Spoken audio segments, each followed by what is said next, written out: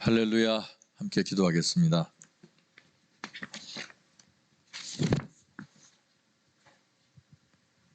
주님의 크신 은혜와 사랑을 저희들로 잘 기억하게 하고 깨닫게 하셔서 저희로 늘 주님 앞에 순종한 자로 남은 날들을 살아갈 수 있도록 이 한 시간도 증거되는 내용을 통하여 주의 말씀 깨닫게 하시옵소서.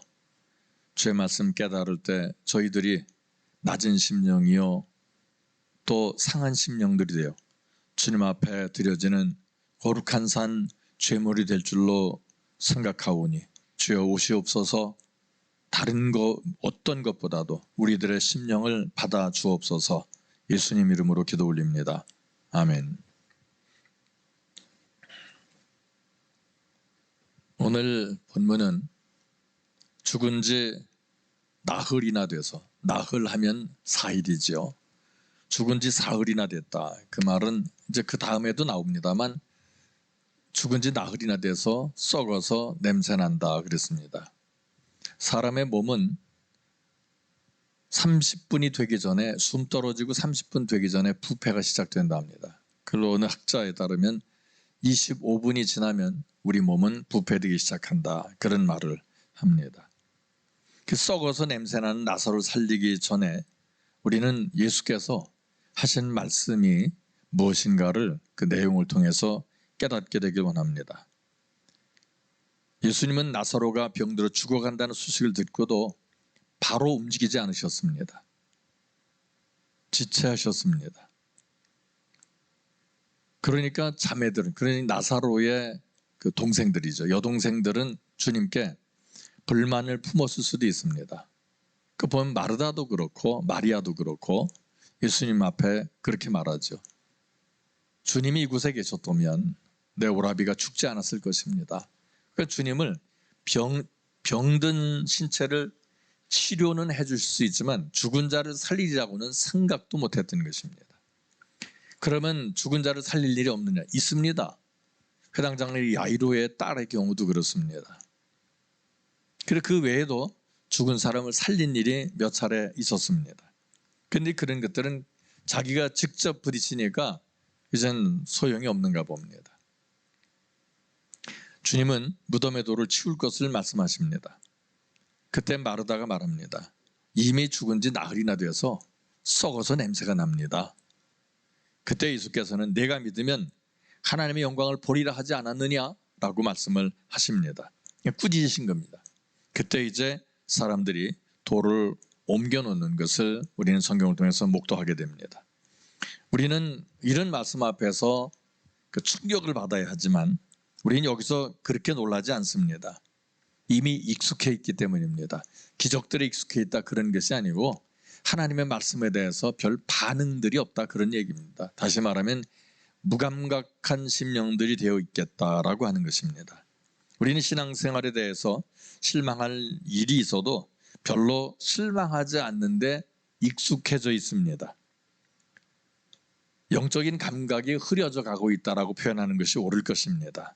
이것은 결코 좋은 게 아닙니다. 나쁜 병입니다. 나사로가 죽을 때 그냥 숨이 꼴깍하고 넘어가진 않았을 겁니다. 시간이 좀 걸렸을 것은 자명합니다. 우리도 마찬가지입니다.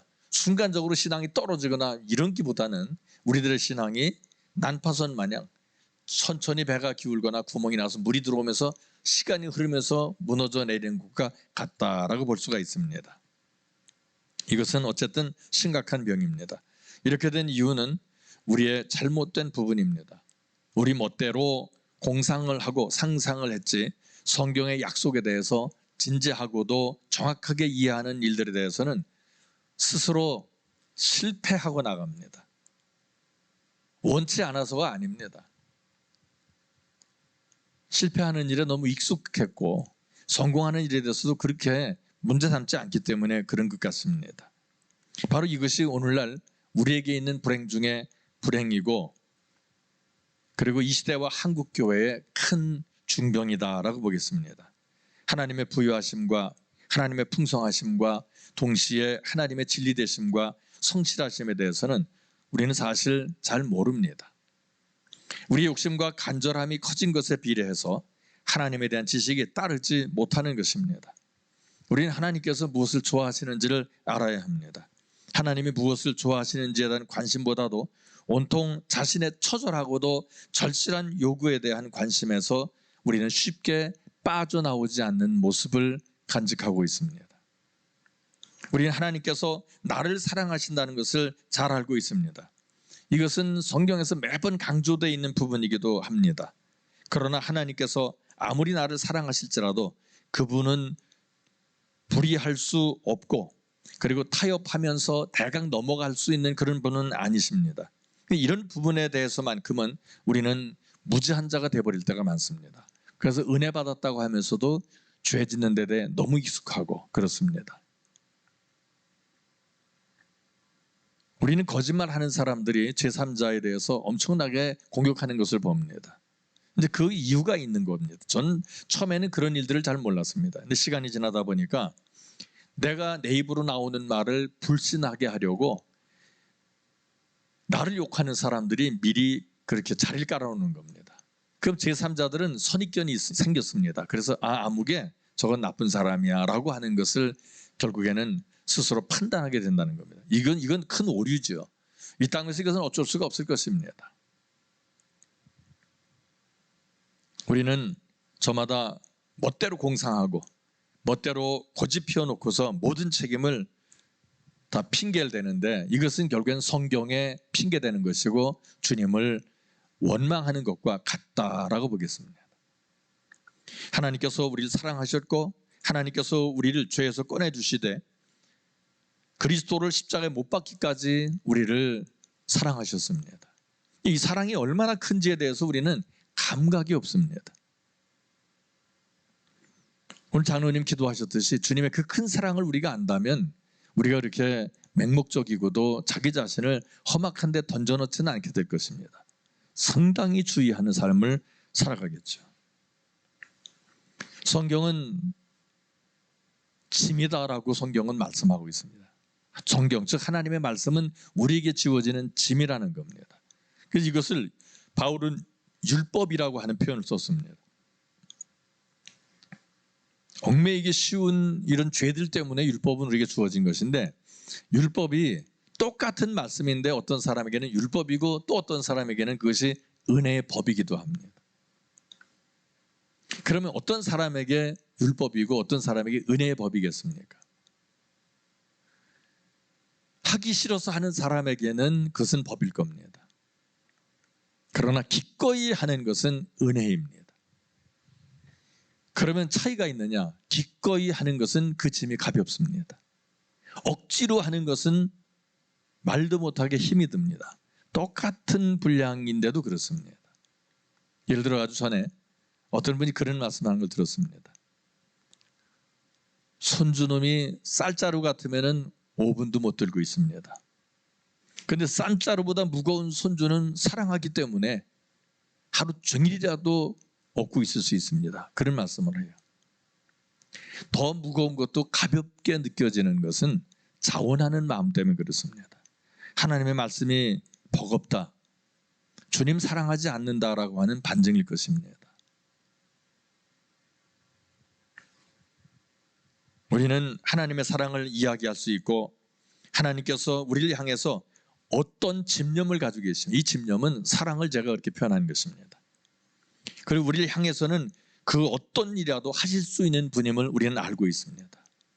이 땅에 오셔서 자신의 생명까지도 아끼지 않고 내어놓으신 분이 뭘 못하시겠습니까? 이렇게까지 표현합니다. 너를 낳은 어미는 너를 버릴 수 있을지 몰라도 나는 너를 버릴 수 없다라고 말씀하시는 분이 바로 주님이십니다. 세상에 어느 어미가 자식을 버리겠습니까? 자식은 부모를 버려도 부모는 그 자식을 버릴 수가 없습니다. 그런데 그 부모의 사랑보다 주님은 더 큰 사랑으로 우리와 함께 하신다는 겁니다. 예수께서 말씀하시는 하나님은 당신의 자녀를 사랑하시며 구원하시기를 원하시며 그래서 자신을 보내셨다고 하는 겁니다. 예수님은 단순히 하나님의 아들, 제3자들이 말하는 그런 게 아닙니다. 주님은 말씀하셨습니다. 나를 본 자는 아버지를 보았다. 내 안에 아버지가 계시고 내가 아버지 안에 있다. 그건 아버지와 자기를 동일시한 겁니다. 너희가 성경을 보거니와 모든 성경은 나에 대한 증거다라고 주님 말씀하셨어요. 그런데도 아둔한 사람들은 주님의 그 말씀을 깨닫지 못하고 주님이 어떤 분이신지를 몰라요. 성경이 말씀하는 대로 그분은 이 땅에 오신 전능자이십니다. 그분이 나를 위해서 십자가 달리셨다고 하는 이 사건은 어마어마한 사건입니다. 그래서 주님께서 교회를 당신의 피로 사셨다고 하셨어요. 그래서 생명과 바꾸셨다는 거죠. 그럼 교회는 누굽니까? 우리 각자입니다. 주님이 나를 당신의 생명을 주고 사신 거예요. 매입하신 겁니다. 그래서 이제는 내가 아니요 나는 그리스도의 것이요 하나님의 것이다. 이런 놀라운 반증을 하는 겁니다. 우리가 그런 개념을 아무리 삶 속에서 어렵다 하더라도 그렇게 고백할 수 있어야 합니다. 내가 비록 삶이 나를 찌들게 하고 힘들게 해도 그러나 나는 나를 사신 그분의 것이다 라는 개념을 가져야 합니다. 그리고 그분의 뜻을 우리가 이해하게 된다면 문제는 문제가 아닙니다.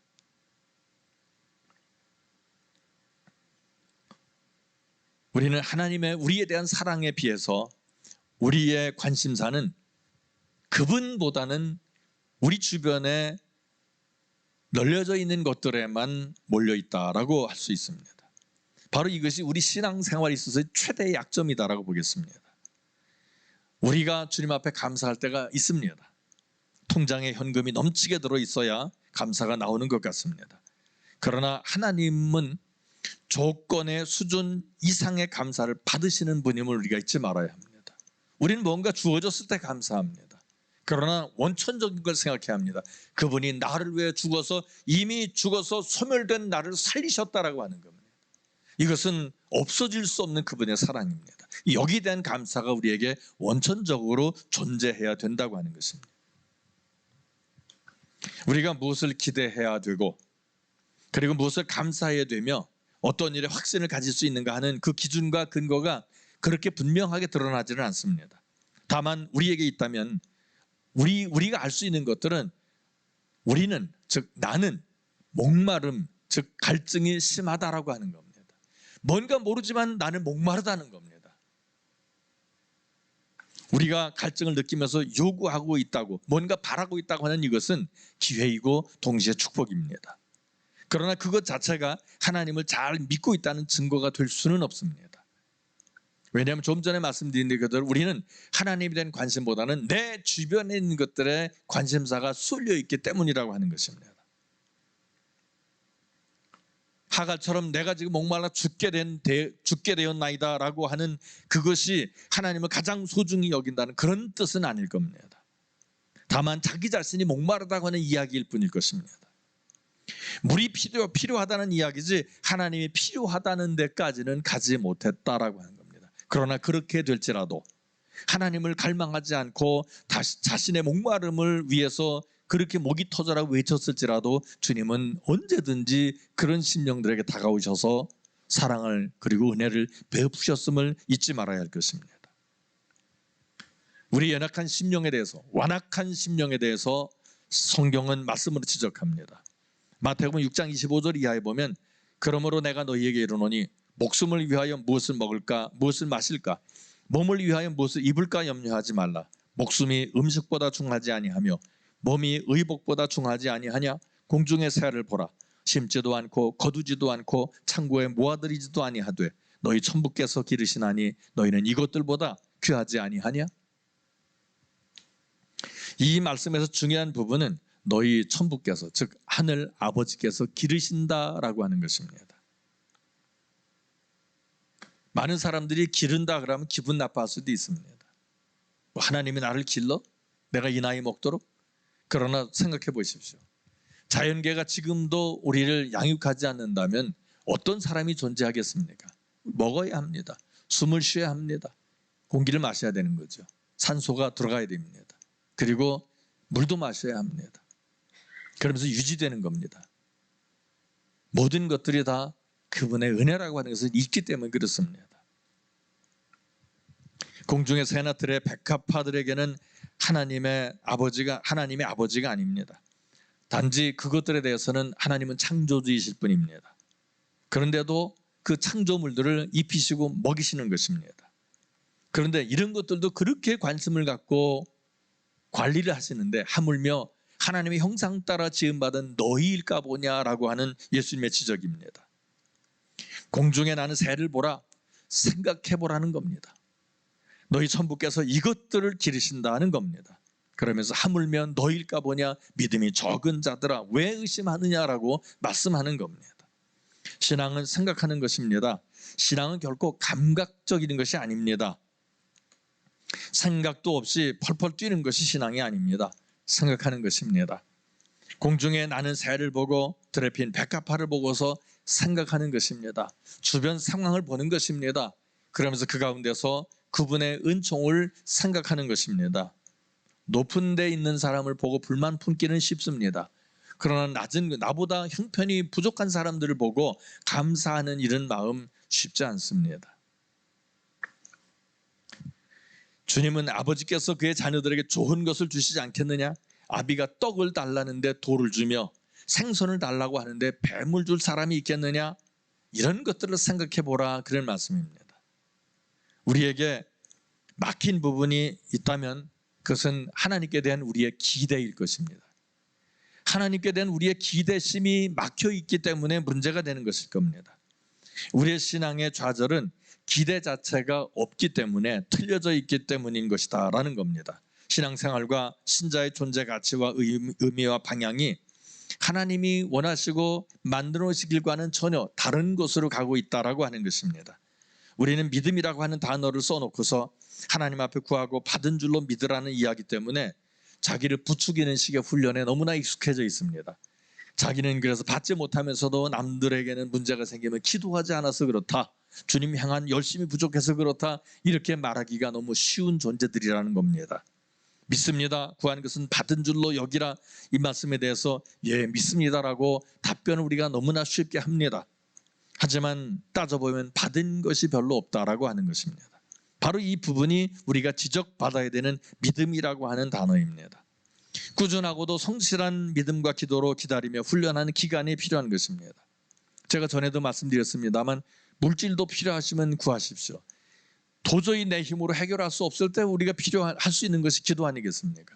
저는 그것을 절실하게 기도한 적은 거의 없습니다. 물질 때문에 절실하게 기도한 적은 거의 없고 그냥 필요하니까 구했는데 구할 때마다 너무나 자연스럽게 응답하셔서 뭐라고 표현할 길은 없습니다. 가장 크게 경험한 것은 건축할 때입니다. 건축할 때 제가 한 말이 있습니다. 이번에 이제 후배 목사가 하나 와서 건축을 시작했는데 어떻게 건축했는가라고 묻습니다. 말을 해줍니다. 교인 한 사람이 땅 한 평씩 봉헌하기로 이렇게 했답니다. 그래서 전혀 부족함이 없이 땅을 모두 매입했다. 참 귀한 아이디어를 늦게나마 저한테 제공해 줬는데 제가 지금 그렇게 할 수가 있겠습니까? 처음에 건축할 때 그렇지 못했습니다. 교회 재정은 제로인데 무슨 건축을 합니까? 그러니까 주님 앞에 할 수 있는 건 기도밖에 없었습니다. 기도하면 다음날 지출해야 될 금액을 늘 이렇게 챙겨주셨습니다. 아주 희한한 방법으로 주님이 챙겨주시는데 그러다 보니까 익숙해졌습니다. 한두 번도 아니고 그런 일이 수십 번에 걸쳐서 일어나니까 금액이 500만 원이면 500만 원, 3천만 원이면 3천만 원, 그렇게 적재적소에 맞도록 금액을 다 맞춰주셨습니다.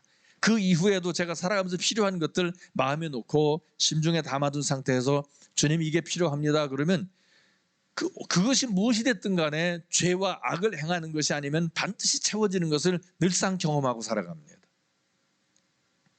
그런데 한 가지 분명히 이런 경험이 결코 내 신앙은 아니다라고 하는 것입니다.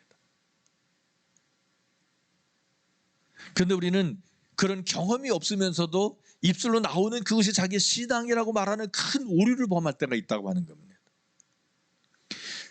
그러니까 우리가 내가 믿고자 하는 것과 그리고 내가 경험되어진 이것은 신앙이 아니라고 하는 것입니다. 진정한 신앙은 내게 또 내 주변에 이루어진 이런 일들이 아니라 그분이 하시는 말씀을 확신하는 겁니다. 그리고 거기에 우리가 반응을 하는 거예요. 이게 바로 신앙이라고 하는 것입니다. 성경에는 우리가 꾸준하고도 성실한 믿음과 기도로 기다리며 훈련하는 기간이 필요한 것을 알려주고 있습니다. 하나님께서 우리에게 베풀어 주시는 기적이란 무엇인지를 요한복음 11장의 나사로 사건을 통해서 오늘 우리에게 말씀하십니다. 기적으로 살아난 나사로가 베레를 동인처럼 우리식으로 하면 수의를 입고 나옵니다. 그러니까 수의를 입으면 놔두지 않죠. 꼭꼭 묶어버리잖아요. 그때 주님께서 주변 사람들에게 말씀하셨습니다. 풀어서 놓아 다니게 하라. 여기에 하나님께서 베푸신 기적이 있고 그리고 우리의 할 일이 있었습니다. 일을 분담해서 기적을 이룬다는 그런 뜻은 아닙니다. 그 기적은 하나님께 허락하시는 것이요 하나님의 하시는 방법이라는 겁니다. 하지만 우리는 거의 내 방식대로 그분에게 구합니다. 다시 말하면 그 주님 뜻대로 응답하지 마시고 내 뜻대로 이렇게 응답해 주십시오라고 하는 기도원의 기도를 우리는 드리고 있다라고 하는 것입니다. 물론 그런 기도 저도 드려봤습니다. 표적을 구하라고. 제가 오죽 못 믿으면 그렇게 중보기도 하는 사람이 그렇게 이야기를 하겠습니까? 표적으로 구하라고. 그 표적을 놓고 기도원처럼 이루어질 수 없는 일을 저도 조건으로 내걸어 봤습니다. 그런데도 그것마저도 응답하시는 그분이었다라고 하는 것입니다. 어쨌든 이런 식으로 우리는 거의 우리의 방식대로 구합니다. 나는 아무 수고도 고생도 하기를 원치 않는다는 것입니다. 편안한 기적을 요구합니다. 그러나 이러한 우리의 태도는 우리의 신앙이 무엇인지를 자세히 따져본 적이 없어서 그런 것이다 라고 하는 결론에 다다르게 됩니다. 하나님께서 우리가 이 땅에서 가야 할 인생길을 다 걷기를 원하십니다. 단맛도 보고 쓴맛도 보면서 험하고 거친 길도 걸어보면서 우리가 경험되어져야 할 부분이 있음을 그분은 아시는 거예요. 왜냐하면 우리는 하나님의 훈련 학교에 들어있기 때문입니다. 제가 전에도 말씀드린 바가 있습니다. 체벌이라고 하는 것 있죠. 군대에 서고 제가 태권도장도 어려서 한 7년 정도 다녔었는데 그곳에 가면 도대체 군대에서 왜 이렇게 기합이 많은지 몰라요. 체벌도 아니죠. 근데 오늘날 생각하니 그게 바로 체력 단련이라고 하는 것을 이제 와서 깨닫습니다. 그때 좀 성실히 받을 거라는 생각이 들어요. 도끼댐하고 오리걸음하고 그런 것들이 우리의 인체를 강하게 하는데 얼마나 유익한지를 나중에 깨닫더라는 겁니다. 근데 그 당시에는 아무 생각이 없으니까 무조건 싫은 거예요. 그냥 좋은 것은 오침 시간을 길게 줬으면 쉬는 시간이 길었으면 이런 생각밖에 없는 겁니다. 우리는 훈련을 받아야 합니다. 하늘나라가 그렇게 만만한 곳은 아닙니다. 훈련을 받으면 익숙해서 다른 사람들을 도울 수가 있습니다. 그러나 내가 훈련을 받지 않으면 다른 사람들에게 큰 도움이 되지를 못합니다. 우리는 삶에서 경험치를 이야기합니다. 학습을 지도하는 교사들은 경험치가 있기 때문에 지도를 할 수 있습니다. 우리 부모들 경험치가 있어서 자녀들을 교육합니다. 그런데 입을 벌려서 하는 말이 공부 좀 해라. 해서 남주냐? 공부를 하면 세상을 편하게, 머리를 쓰는 일을 열심히 하면 세상을 살 때 머리 쓰면서 합니다. 근데 공부하기 싫어요. 그러면 세상에 사회에 나와서 몸 쓰는 일을 하며 살아야 돼요. 그리고 고달프죠. 그걸 우리 세대는 경험을 했기 때문에 우리의 후손들에게 이렇게 말하는 겁니다. 머리 쓰는 훈련을 해야 사회에 나와서 머리 쓰면서 편하게 산다라고 하는 겁니다. 머리 쓰는 일을 하지 않으면 머리를 쓸 게 없잖아요. 사회에 나와서. 그러면 몸 써야 되는 겁니다. 그러면 고달프지요. 힘듭니다. 그런데 자녀들은 그 말을 알아듣습니까? 못 알아듣습니다. 당신 세대나 그러고 난 내 인생 살 테니까 더 이상 간섭하지 말라고 그래요. 망가지는 걸 보면서도 부모는 할 말이 없는 거예요. 근데 이제 그렇게 해서 사회에 나온 사람들은 사회에 대해서 불만을 가져요. 아니죠. 자기가 걸어온 그대로 걸어가는 것일 뿐입니다. 열심히 한 사람들이 더 낫게 사는데 그걸 불만을 품으면 그건 안 되는 거지요.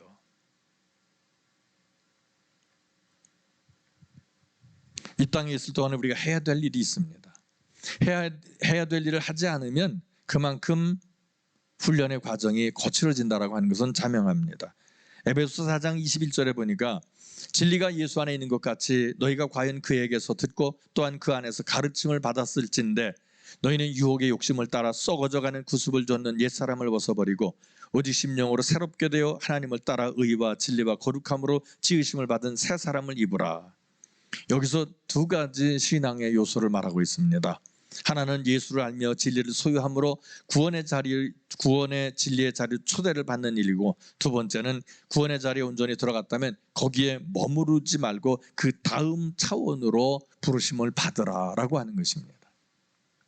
구습을 쫓는 옛사람을 벗어버리고 새 사람을 입으라는 것입니다. 그런데 우리는 대개 예수 믿으면 바로 다른 사람, 새 사람이 완성돼서 나오는 것으로 착각을 하고 오해를 합니다. 그러다 보니 자연히 신앙이 혼돈에 빠지게 되는 겁니다.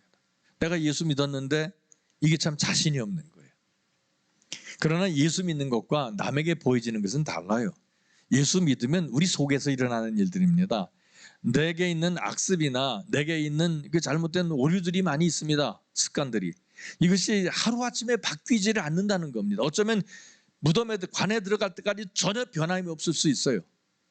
그러나 과정 중에 있다라고 하는 것을 우리는 인식해야 된다라고 하는 것입니다. 신앙을 가지고 새 사람의 길을 가는 것은 쉽지 않습니다. 또 다른 말로 하면 고통스럽다는 것입니다. 그러나 그 모든 변화와 성숙을 위해서 하나님께서 우리에게 온갖 일들을 허용하십니다.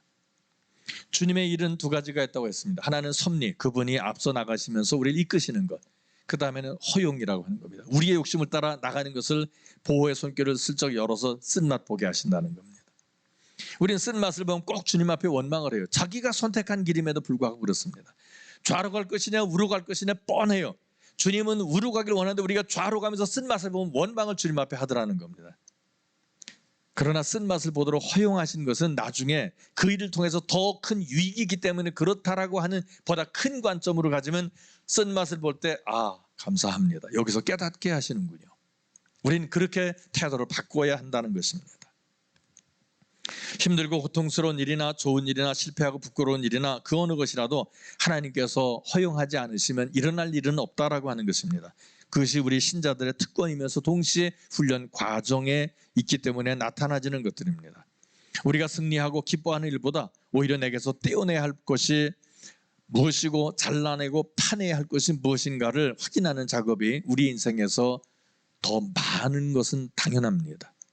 내가 잘난 줄 알았더니 아니더라라고 하는 것을 깨달아가는 것이 인생일 것입니다. 그리고 이런 순간들이 모여있는 것이 바로 신앙의 길입니다. 우리의 믿음의 선진들이 그 모든 것에서 거쳐나갔고 우리 또한 그 길을 걸어가야 되는 겁니다.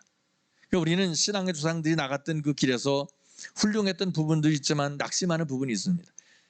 대표적인 예로 우리는 베드로를 들 수가 있습니다. 베드로는 자신이 있어 펄펄 뛰던 때도 있었습니다. 그리고 자기 자신만이 온 세상 믿음을 다 간 것처럼 행동을 했었습니다. 그러나 끝에 가서 주님을 저주하고 부인하는 그런 비참함에 떨어졌습니다. 그러나 그 뒤에 베드로가 어떻게 됩니까? 겸손해집니다. 쓴맛 단맛 다 보고 큰 쓴맛을 보고 나니까 이제 그가 낮아지게 됩니다. 베드로서를 보면 대단합니다. 요한복음 끝부분에 가면 내 양을 먹이라고 주님께서 3번이나 베드로에게 말할 때 그는 그렇게 교만한 모습을 보이지 않습니다. 이것은 과정을 통해서 성숙되어가는 그런 신앙적 인격을 우리에게 보여주고 있는 것입니다. 욥은 말합니다. 자신의 인생을 노래합니다. 내 가는 길을 그가 아시나니 내가 이 길을 다 달려간 후에는 정금같이 나오리라. 불에 녹아진다고 다 되는 것이 아닙니다. 도가니에서 녹아져도 끊임없이 불순물을 제거해야 합니다. 녹여지고 또 녹여지고 하면서 불순물을 제거될 때 그때 정금같이 된, 정금도 아니에요. 정금같이예요. 지금 고통스럽습니까? 찌거지가 슬러지들이 제거되는 순간이다라고 기쁜 생각으로 전환시키시길 바랍니다. 우리 스스로가 실패를 자초한 길이라 할지라도 결국 이 길을 다 가고 나면 우리는 분명히 하나님께서 계획하신 더 나은 자리로 가게 될 것입니다. 바로 이것이 우리가 후일 누리게 될 행복이라고 하는 것입니다. 그래서 신자들에게는 어떤 일 속에 빠지더라도 결코 절망은 있을 수 없습니다. 우리에게 고통은 있을 수 있습니다. 크고 작은 고통이 우리에게 있을 수 있지만 그러나 절망은 없습니다. 왜냐하면 우리의 배후에는 주님이 계시기 때문에 그렇습니다. 하지만 대다수의 신자들은 지금의 고통에만 관심이 있는 것 같습니다. 고통을 면하는 것이 행복이고 고통을 당하는 것이 불행이라고 여기는 세상적인 시각만을 가지고 있기 때문에 계속해서 고통을 면하는 대로만 뛰어가려고 하고, 그리고 그렇게 되면 고통이 더욱더 크게 악순환이 돼서 우리에게 다가오게 되는 것입니다. 병원에 입원해 있으면 고통이 크게 되면 최종적으로 맞는 진통제가 있죠. 마약을, 몰핀 같은 이 마약 성향의 그런 의약품을 이제 몸에다 주입한다고 합니다. 마약을 사 먹고라도 고통을 면하려고 하는 것이 우리에게 있지, 사람이 바뀌고 진전하고 성숙되는 것에 대해서는 관심이 없다는 것입니다. 그래서 우리는 계속 사단의 소원대로 가고 있는 그런 모양새를 지니게 됩니다. 그러다 보니 우리에게 감사가 없습니다. 있는 것이라고는 불평밖에 없습니다. 불만밖에 없습니다. 지금 우리에게 어떤 어려움들이 있다면 그 어려움들은 하나님께 능히 감사할 조건을 향해서 나가는 것이다 라고 생각하면서 정신을 차려야 합니다. 우리에게 일어나는 어떤 일들이 할지라도 우리를 하나님의 사랑에서 떼어놓을 수 있는 것들은 아무것도 없다라고 하는 것을 믿어야 합니다. 하나님의 선하심과 지혜로우심과 하나님의 계획과는 반대되는 일들이 결코 내게 있을 수 없다라고 하는 것을 확신해야 합니다. 바로 이것이 우리 향한 성경의 선언입니다. 잊지 말아야 할 사실이 있습니다. 우리는 분명히 하나님의 편인데, 분명히 우리가 하나님을 믿고 의지하는데 우리의 현실에 감사가 없고, 분명히 하나님의 편으로서 하나님을 놓지 않았는데도 불구하고 우리에겐 승리가 없습니다. 그 이유가 있다면 믿는다는 것을 단지 내가 요구하는 기적이 일어나는 것으로 여기고 있기 때문은 아닌가라고 하는 것입니다. 하나님 편에서는 내가 하나님을 믿고, 내가 예수 믿고 하나님의 자녀된 것이 어마어마한 기적입니다. 온 세상과 바꿀 수도 없는 기적이에요. 이미 하나님 앞에서 일어난 기적이에요. 그러나 우리는 주변을 보면서 그 큰 기적을 생각지도 못합니다. 하나님의 기적이란 내가 생각한 것과는 전혀 다른 방법으로 다가오는 경우가 흔합니다. 우리는 눈에 보이고 내가 경험할 수 있는 어떤 분명한 기적을 요구합니다. 나는 손 하나 까딱하지 않고 그저 완성된 해결책만을 원하고 있기 때문에 문제는 쉽지 않은 것입니다. 하나님은 우리 자신들이 나는 누구인지를 들여다보게 하심으로 철저하게 스스로에게 절망하는 그런 쪽을 택하시는 것 같습니다. 뜯어 고쳐야 할 것은 사회나 가정이나 교회가 아니고 자기 자신임을 적나라하게 보여주신다는 것입니다. 그러므로 신앙의 길은 훨씬 충격적이고도 가슴 아프고 절망적인 기분이 드는 길이다라고 보겠습니다. 하지만 결국 이 모든 것을 좌절로 주저앉아 넋을 잃고 있어서는 해결되는 것이 아니라 깎여지고 도련해지고 죽어지는 긴 시간들을 통해서 마침내는 새 사람으로 변화되어져 가는 그런 결과를 우리가 경험하게 된다는 것입니다. 이렇게 나아가며 살아가는 것이 하나님의 기뻐하시는 뜻일 것입니다. 이런 자세를 가지고 하나님께 무엇이든 요청해 보시기를 바랍니다. 그러면 우리가 원하는 그런 모양새로라도 기적은 나타나게 될 것입니다. 응답이 없다는 것은 하나님께서 기뻐하실 일을 요청하지 않았기 때문일 수 있음을 우리는 참고해야 합니다. 요한복음 8장 29절에 보면 나를 보내신 이가 나와 함께 하시도다. 내가 항상 그의 기뻐하신 일을 행함으로 나를 혼자 두지 아니하셨느니라. 내가 항상 그의 기뻐하시는 일을 행함으로, 이 말씀에 우리는 귀를 기울여야 합니다. 나는 그분이 기뻐하시는 일을 행해야 하고 기뻐하시는 일 가운데 우리의 생각을 가둬놔야 한다는 것입니다. 영적인 성숙과 하나님의 뜻을 아는 것과 하나님의 사랑으로 다듬어져가는 신자가 되어지길 위해서 더 많은 지혜를 구하고 더 많은 지식을 구하는 것에서부터 우리는 출발을 해나가야 합니다. 하나님의 뜻과 계획과 지식을 먼저 달라고 구해야 합니다. 주님은 말씀하셨습니다. 너희는 그의 나라와 그 의를 구하라. 그리하면 이 모든 것, 너희들이 먹고 쓰고 하는 이 모든 것들을 너희에게 덤으로 보너스로 주시리라고 했습니다. 요즘에 저는 물질 놓고 기도하지는 않습니다. 그냥 보너스로 주시는 것을 그냥 경험하고 살 뿐입니다.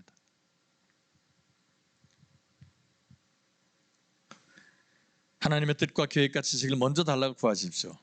그리고 그 자세의 올바른 사랑을 달라고 그렇게 구하시길 바랍니다. 그러면 나머지 건강 문제, 물질 문제, 또 주변 어떤 이런 문제들이 모두가 다 해결될 것입니다.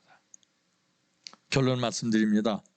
솔로몬은 하나님 앞에 1000번제를 드리고 나서 내가 요구하는 것이 무엇이냐라고 물으실 때 당신이 맡겨주신 당신의 자녀들을 올바르게 재판해야 되기 때문에 지혜가 필요합니다 라고 구하게 됩니다. 그런데 주님은 그 기도가 너무 훌륭했기 때문에 그가 구하지 아니한 명예, 권세, 물질을 허락하셨습니다.